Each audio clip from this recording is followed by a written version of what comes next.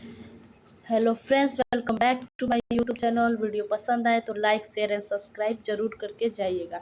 आज हम पढ़ने वाले हैं बैक्टीरिया यानी जीवाणु चैप्टर के बारे में। सबसे पहले हम समझेंगे बैक्टीरिया क्या होता है, बैक्टीरिया की परिभाषा के बारे में, बैक्टीरिया की संरचना के बारे में हम आज इस चैप्टर में पढ़ने वाले हैं। ठीक है, तो सबसे पहले हम जानेंगे कि बैक्टीरिया होता क्या है। तो बैक्टीरिया मोनेरा जगत का जीव है। जो कैसा मोनेरा जगत की क्या विशेषताएं होती है, ये प्रोकैरियोटिक होते हैं, प्लस क्या होते हैं, एक कोशिकीय होते हैं।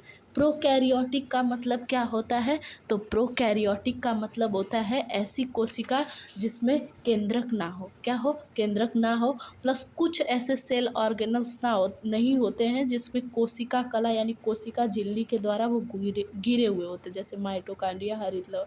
ठीक, तो जीवाणु मोनेरा जगत में आता है और ये कैसे होते हैं, प्रोकैरियोटिक प्लस एक कोशिकीय होते हैं। ठीक है, तो सबसे पहले हम जीवाणु के बारे में पढ़ेंगे कि जीवाणु की खोज किसने की थी। तो खोज की थी एंटोनी वॉन लीवेनहॉक ने 1676 ईस्वी में। इन्होंने माइक्रोस्कोप से दांत के मैल में जीवाणु को सबसे पहली बार देखा था और इसलिए इसकी खोज का श्रेय एंटोनी वॉन लीवेनहॉक को जाता है। इसके सामान्य लक्षण के बारे में हम पढ़ेंगे। तो जीवाणु सर्वव्यापी होता है। क्या होता है, सर्वव्यापी, यानी ये हवा, नमी, जल, थल हर जगहों पे पाया जाता है। बहुत ज़्यादा ठंडे टेम्परेचर में भी ये खुद को सर्वाइव कर देते हैं और बहुत ज़्यादा गर्म टेम्परेचर हो, बहुत ज़्यादा टेम्परेचर हो तो भी ये सर्वाइव कर लेते हैं। जैसे 80 डिग्री सेल्सियस तक के झरनों में भी ये खुद को सर्वाइव कर सकते हैं। ठीक है, इनमें कोशिका कला युक्त कोशिकांग नहीं होता है। तो मैंने थोड़ी देर पहले ही आपको बताया, क्योंकि ये क्या है, प्रोकैरियोटिक कोशिका है, तो इसमें ना एक ना ही कोशिका कला युक्त क्या होंगी, कोशिकांग होंगे, जैसे माइटोकॉन्ड्रिया, हरितलवक, ये सब इसमें नहीं होगा। इनका सेल वॉल पेप्टाइडोग्लाइकॉन का बना होता है। अच्छा, जो प्लांट सेल होते हैं उनमें सेल वॉल बना होता है काइटिन का। किसका बना होता है, काइटिन का। लेकिन ये किससे बने होते हैं, पेप्टाइडोग्लाइकॉन से। तो ये पॉइंट आपको याद रखना है।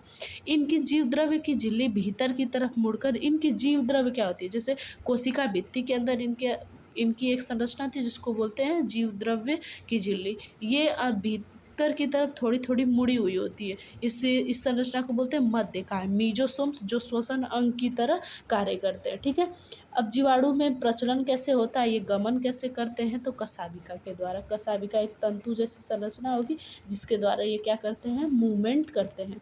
इसके बाद जनन इसमें होता है द्विविभाजन द्वारा। अधिकांश बैक्टीरिया में जनन कैसे होता है, द्विविभाजन द्वारा। इनमें जनन जो होता है वो लैंगिक जनन भी होता है, उसके भी 3 तरीके हैं, बट उसको हम आगे समझेंगे। ठीक है, तो इसके बाद हम चलते हैं बैक्टीरिया की संरचना के बारे में समझेंगे। बैक्टीरिया की जो संरचना होती है वो कैसी होती है, ये सबसे पहले हम समझेंगे। ठीक है, तो जो बैक्टीरिया की संरचना है वो आप देख रहे हैं। इसमें पीली, सेल मटेरियल, सेक्स पीली, सेल वॉल, राइबोसोम, मीजोसोम्स, ये अनेक प्रकार की संरचनाएं होती है। आप इसका स्क्रीनशॉट ले सकते हैं और मैं इसके बारे में, सभी संरचनाओं के बारे में अलग अलग से स्पेशली बताऊंगी, जिससे आपको ये सब अच्छे से समझ में आ जाए कि इसका काम क्या होता है। ठीक है, तो सबसे पहले हम शुरू करेंगे, तो चलेंगे सेल वॉल के ऊपर। सेल वॉल क्या होता है, तो ये संरचना आपको दिखाई दे रही है, सेल वॉल। इसके ऊपर भी एक संरचना होती है, कवर्ड होते हैं ये कैप्सूल से। किससे कवर्ड होते हैं, कैप्सूल।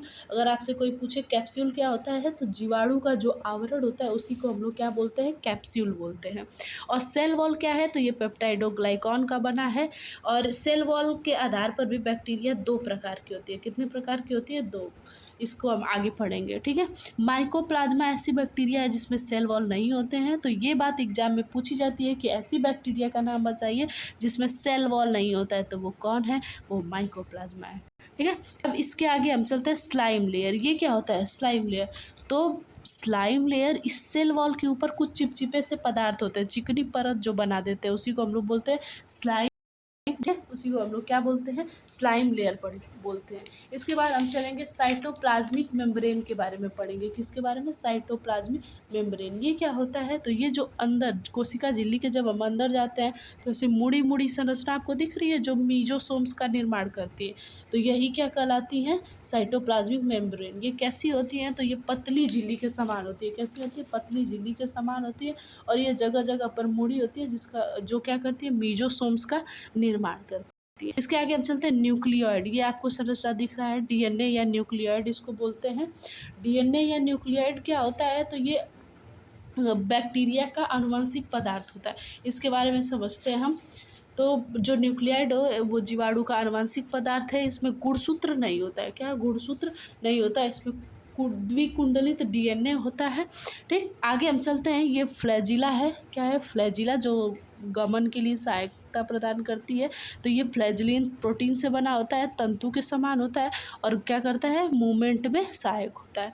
ठीक है, आगे हम चलते हैं प्लाज्मिड। किसके बारे में जानेंगे? प्लाज्मिड। ये प्लाज्मिड क्या होता है? ठीक है, अब प्लाज्मिड ये संरचना आपको दिख रही होगी। क्या दिख रही होगी? प्लाज्मिड की ये संरचना है। ठीक है, अब ये न्यूक्लियाइड जो है ये आनुवंशिक पदार्थ होता है बैक्टीरिया का, लेकिन प्लाज्मिड भी क्या होता है, आनुवंशिक पदार्थ ही है, लेकिन ये एक्स्ट्रा है। क्या है? अतिरिक्त, एक्स्ट्रा आनुवंशिक पदार्थ होता है। इसके बारे में हम पढ़ते हैं। तो प्लाज्मिड जीवाणु कोशिका में अतिरिक्त आनुवंशिक पदार्थ है। इसमें जो डीएनए होता है कैसा होता है? गोल डबल स्ट्रैंडेड डीएनए होता है। कैसा डीएनए होता है? गोल डबल स्ट्रैंडेड डीएनए होता है। अब ये प्लाज्मिड जो होते हैं वो 3 प्रकार के होते हैं। कितने प्रकार के होते हैं? 3। आर प्लाज्मिड, टी प्लाज्मिड और कोल प्लाज्मिड होते हैं, अलग अलग काम। तो ये औषधि, जो आर प्लाज्मिड होता है, आर प्लाज्मिड ये औषधि के प्रभाव से जीवाणु को बचाता है। ठीक, और टी प्लाज्मिड ये जनन में सहायक होते हैं, और जिसमें टी प्लाज्मिड होते हैं उन बैक्टीरिया को भी एफ पॉजिटिव या एफ प्लस बैक्टीरिया बोलते हैं। ये जनन में किस तरह सहायक होते हैं ये हम आगे नेक्स्ट क्लास में पढ़ेंगे, जब हम जीवाणु का जनन पढ़ेंगे। ठीक है, कोल प्लाज्मिड क्या होता है? तो एंटीबायोटिक बनाने की ये क्षमता रखते हैं। क्या करते हैं? एंटीबायोटिक बनाते हैं। अब इसमें एक संरचना आपको दिख रही होगी, ये पीली है, ये भी गमन में सहायक करती है, लेकिन ये छोटे छोटे इससे भी रोम की तरह बोलते हैं सेक्स पीली। ये क्या करती हैं? तो सेक्स पीली जो होती है ये ग्राम नेगेटिव बैक्टीरिया की सतह पर पाई। ये ग्राम नेगेटिव बैक्टीरिया क्या होती है, तो इसको हम नेक्स्ट वीडियोस में बताएंगे आपको कि ये क्या होती है। बस आप नॉर्मली जानते रहिए कि ये ग्राम नेगेटिव बैक्टीरिया की सतह पर पाई जाती है और संयुग्मन में सहायक होती है। किस में सहायक होती है? संयुग्मन। संयुग्मन क्या होता है? तो ये एक लैंगिक जनन का टाइप है। बैक्टीरिया में होने वाला लैंगिक जनन 3 प्रकार के होते हैं, जिसमें से एक प्रकार के ये हैं। ठीक है, संयुग्मन, इसमें सहायक होते हैं ये। तो इसके बारे में हम कल पढ़ेंगे। आई होप आपको ये वीडियो पसंद आया हो, और वीडियो पसंद आया होगा तो लाइक शेयर एंड सब्सक्राइब जरूर करना। Thank you for watching.